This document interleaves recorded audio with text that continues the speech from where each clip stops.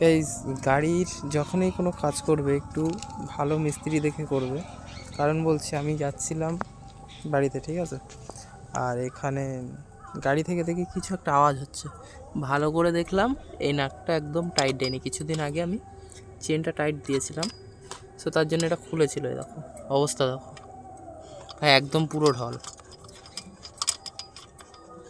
দেখো এই সাইডটাও ঢল, দেখো একদম হাত দিয়ে ঘোরানো যাচ্ছে। মানে অবস্থা বুঝতে পারছো? তো এইগুলো একটু দেখে শুনে একটু ভালো মিস্ত্রির কাছে যাবে। আমি গিয়েছিলাম, আমি এমনকি তাকে বলেও দিয়েছিলাম যে একটু ভালো করে নাটগুলো টাইট দিয়ে দিও, কিন্তু তারপরেও বললো হ্যাঁ দিয়েছি। যে কেমন দেয়া দিয়েছে ও জানে। এখন এই অবস্থা, এরকম করে বাইক রিপেয়ারিং করা ঠিক না।